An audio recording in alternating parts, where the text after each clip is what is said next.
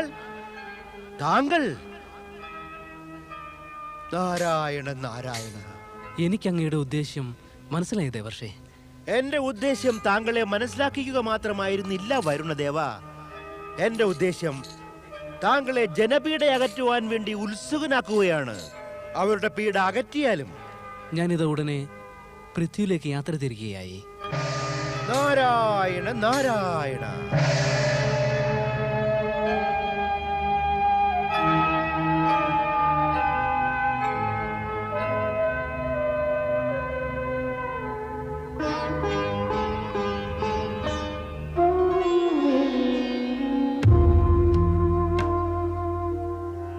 ഓം വരുണദേവായ നമഃ പാശഹസ്തായ നമഃ.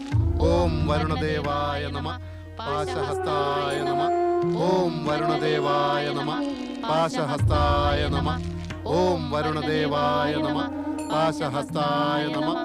ഓം വരുണദേവായ നമഃ പാശഹസ്തായ നമഃ. ഓം വരുണദേവായ നമഃ പാശഹസ്തായ നമഃ. ഓം അഹല്യാദേവി. വരുണദേവൻ പ്രത്യക്ഷനായി. പ്രണാമം. അവിടുത്തെ ദർശനം ലഭിച്ച ഞങ്ങൾ ധന്യരായി വരുണദേവ. നാം നിങ്ങളുടെ കാമന പൂർത്തിയാക്കാൻ പ്രത്യക്ഷനായതാണ്. പറയൂ ഋഷവര, അങ്ങയുടെ ഇച്ഛ എന്താണ്? വരുണദേവ, ഞങ്ങൾ സ്വാർത്ഥം ഉദ്ദേശിച്ചല്ല, സർവമംഗളം ഉദ്ദേശിച്ച് അങ്ങയെ സ്മരിച്ചതാണ്. കഴിഞ്ഞ 12 വർഷമായി വർഷപാതമില്ലാത്തത് കാരണം സകല ജലസ്രോതസ്സുകളും വരണ്ടു കഴിഞ്ഞു. അന്നവും ജലവും ലഭിക്കാതെ ബാലർ, വൃദ്ധർ, പശുപക്ഷികൾ സകലരും മൃത്യുവിന്റെ ഇരകളാകുന്നു. അങ്ങയോട് വിനയപൂർവ്വം പ്രാർത്ഥിക്കുകയാണ്. താങ്കൾ ഇന്ദ്രദേവനെ ജലം വർഷിക്കാനായി പ്രേരിപ്പിക്കണം.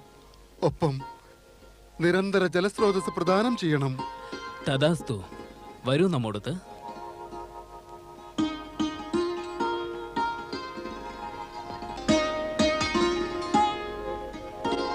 ഓം നമഃ ശിവായ.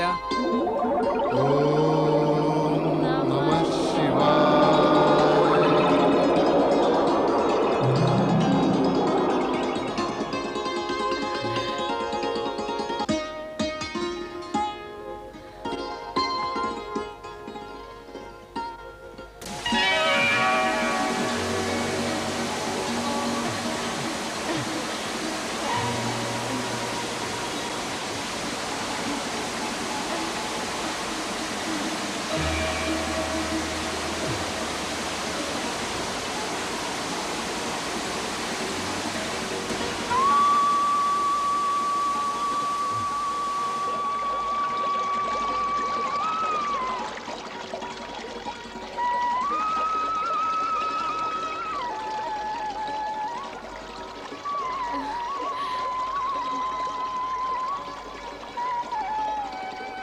വരുണദേവ, അങ്ങയ്ക്ക് കോടി കോടി പ്രണാമങ്ങൾ.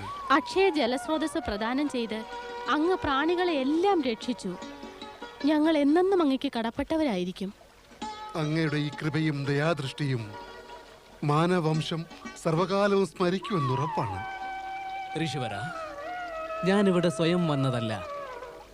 താങ്കളുടെ സദ്ഭാവന, ലോകഹിതത്തിനായുള്ള ചിന്ത, സതുദ്ദേശം ഇവ എന്നെ ഇവിടെ വരുത്തിയതാണ്. അതായത് ലോകനന്മ വരുത്തിയെന്ന ശ്രേയസ് എനിക്കല്ല, താങ്കൾക്കാണ്. ഈ സത്യത്തിൻ്റെ ആധാരമായി ബ്രഹ്മഗിരിയിലെ ഈ കുണ്ഠം ഗൗതമകുണ്ഠം എന്ന നാമത്തിൽ പ്രസിദ്ധമാകും. ഇത് ഭാവിയിലും അനേകം അത്ഭുതങ്ങൾക്ക് വേദിയൊരുക്കും.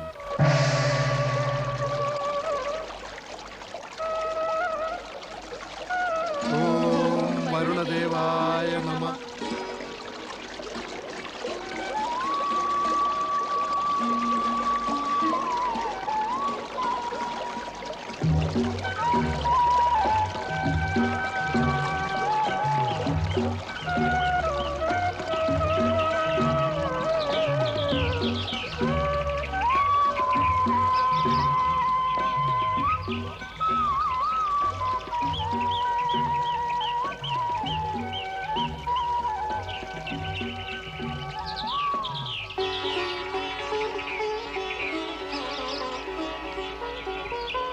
വരുണദേവൻ നമ്മുടെ പ്രാർത്ഥന കൈക്കൊണ്ടു. ഭൂമി ഇത് ഹരിതാഭമായി. അതെ ഋഷിവര, അങ്ങയുടെ ജപയജ്ഞം ഫലം കൈവരിച്ചു. നമ്മുടെ ജപയജ്ഞം.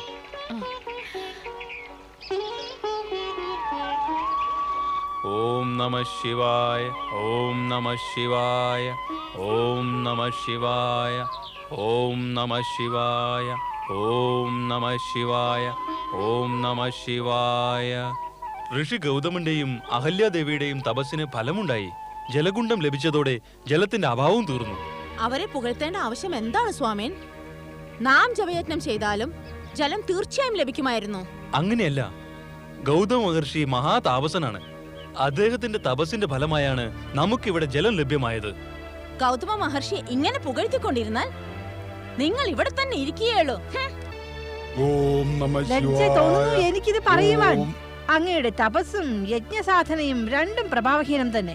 പ്രഭാവം ഉണ്ടായിരുന്നെങ്കിൽ ജലകുണ്ഡം അങ്ങേക്കും ലഭിക്കുമായിരുന്നു, ഗൗതമനല്ല. നീ പറഞ്ഞത് ശരിയാണ്. സർവശ്രേയസ്സും ഗൗതമനും അഹല്യയ്ക്കും ലഭിച്ചിരിക്കുന്നു. അവർ രണ്ടും അഹങ്കരിച്ചു തുടങ്ങും. നമുക്ക് ആ ജലകുണ്ടത്തിൽ നിന്നും ജലമെടുക്കാൻ ലജ്ജ തോന്നുന്നു. ഇത് നിങ്ങളുടെ സങ്കുചിത മനസ്സാണ്. അങ്ങനെയൊന്നുമില്ല. അങ്ങനെയല്ല, അവർക്ക് അഹംഭാവം തീർച്ചയായും തോന്നും.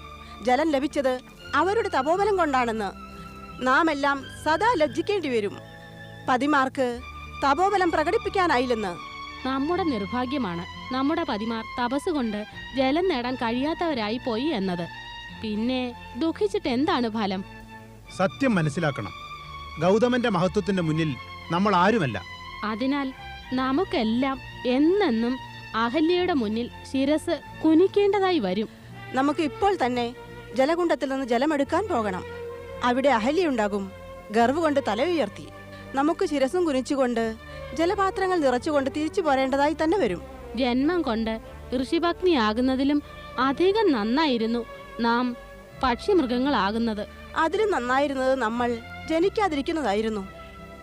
എത്ര നേരം ഭാഗ്യത്തെ ശപിച്ചുകൊണ്ടിരിക്കും? വരൂ, നമുക്ക് ചെന്ന് വെള്ളം കൊണ്ടുവരാം.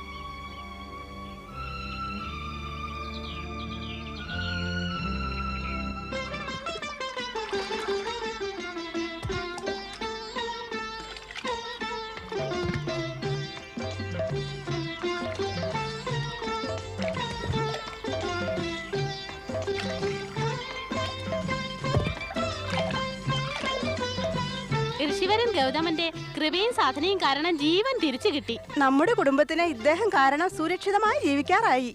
ഇദ്ദേഹം ചെയ്ത ഉപകാരം നമ്മൾ ഒരിക്കലും മറക്കില്ല. നമ്മുടെ വരും തലമുറയും ഇവരുടെ ഉപകാരം മറക്കുകയേയില്ല. പറയൂ ഋഷിവരൻ ഗൗതമൻ.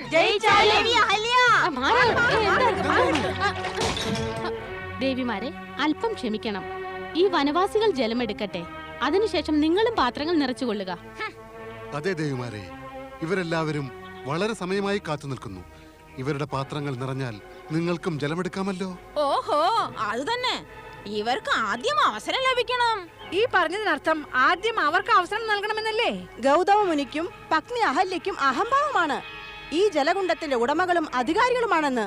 ആ, അവരുടെ വിചാരം ഇത് അവരുടെ തപസ്സിന്റെ ഫലമാണെന്നാണ്.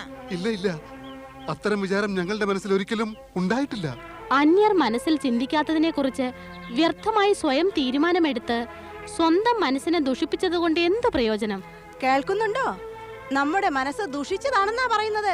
ഛേ, സ്വന്തം മനസ്സ് കുടിലമാണ്, എന്നിട്ടും ദോഷം നമുക്കും. ഹേ സഖിമാരെ, അഹംഭാവം വർദ്ധിച്ചിരിക്കുകയാണ്. ജലകുണ്ടത്തിന്റെ ഉടമസ്ഥയാണല്ലോ. ദേവിമാരെ, അങ്ങനെ ഒന്നുമില്ല. അങ്ങനെ തന്നെയാണ് ഋഷിവര. താങ്കൾ താങ്കളുടെ പത്നി അഹല്യയുടെ പക്ഷം പറയുകയാണ്. പക്ഷവും വിപക്ഷവും എവിടെയാണ്? എവിടെയെന്നോ? ഇവിടെ തന്നെ. പതി പത്നിയുടെ പക്ഷം തന്നെ പിടിക്കും. ഞങ്ങൾക്ക് ആവശ്യമില്ല നിന്റെ ജലകുണ്ടത്തിലെ ജലം. മനസ്സിലെ കുടിലത ജലത്തിലും കാണുമല്ലോ. ഞങ്ങൾ അപമാനിക്കലാണ്. ഈ അപമാനത്തിന് ഞങ്ങൾ തീർച്ചയായും പ്രതികാരം വീട്ടും. പോകാം ഇവിടെ നിന്ന്. ഇവിടെ നിന്ന് ഇവരുടെ മുഖം എന്തിനു കാണണം? നടക്കൂ.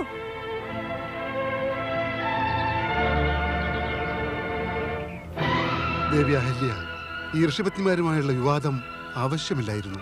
ഞാൻ എന്ത് ചെയ്തു? കേവലം ക്ഷമ വേണമെന്ന് മാത്രം പറഞ്ഞു. ഇത്ര ഗർവം, ഇത്ര അഭിമാനം. നാം ഇതിന് പകരം വീട്ടണം. അതെ, തീർച്ചയായും വീട്ടണം. പതിമാർ സമർത്ഥരായിരുന്നെങ്കിൽ ഇങ്ങനെ സംഭവിക്കില്ലായിരുന്നു. എന്തുണ്ടായി ദേവിമാരെ? നിങ്ങളെല്ലാം ജലത്തിന് പോയതല്ലേ? നിങ്ങളുടെ ജലപാത്രങ്ങളും കുടങ്ങളും എവിടെ? ഉടച്ചു കളഞ്ഞു. അവരുടെ അഹംഭാവവും ഞങ്ങളുടെ അപമാനവും കാരണം. പറയണം, എന്തുണ്ടായി? എന്തുണ്ടാകാനാ? അതോ അഹംഭാവം. അഹല്യയ്ക്കും ഗൗതമനും അഹംഭാവം വളർന്നിരിക്കുന്നു. അവരുടെ തപോബലം കൊണ്ട് ജലകുണ്ഠം ഉത്ഭവിച്ചു എന്ന്. ഋഷി ഗൗതമൻ അഹംഭാവിയല്ല. പിന്നെ ഇതും സത്യമല്ലേ, ജലകുണ്ഠം അവരുടെ തപോബലങ്ങൾ ഉണ്ടായി എന്നത്? അപ്പോൾ ഞങ്ങൾ പറയുന്നത് എന്താ, അസത്യമാണോ? നിങ്ങൾ എന്താണ് ഇച്ഛിക്കുന്നത്? പ്രതികാരം. പ്രതികാരം. എന്ത് പ്രതികാരം? ഞങ്ങളെ അപമാനിച്ചതിന് മറ്റെന്താണ്? പക്ഷേ ഋഷി ഗൗതമനോട് എങ്ങനെ പ്രതികാരം ചെയ്യും? ഞങ്ങളുടെ ഇച്ഛ മാനിച്ച് നിങ്ങളെല്ലാവരും ഒരു മഹായജ്ഞം ആരംഭിച്ചേ പറ്റൂ. എന്ത് യജ്ഞം? യജ്ഞത്താൽ അവരിരുവരുടെയും തപോബലവും സർവസിദ്ധികളും നഷ്ടമാകണം. അവരുടെ ഗർവം അവസാനിപ്പിക്കണം. അവർക്ക് കഠിന യാതനകൾ അനുഭവിക്കാൻ വഴിയുണ്ടാക്കണം. വേണ്ട വേണ്ട, അത് അനുചിതമാണ്. അപ്പോൾ അവർ ചെയ്തതെല്ലാം ഉചിതമാണോ? നമുക്ക് എന്തെങ്കിലും ഉപായം ആലോചിച്ചു നോക്കാം.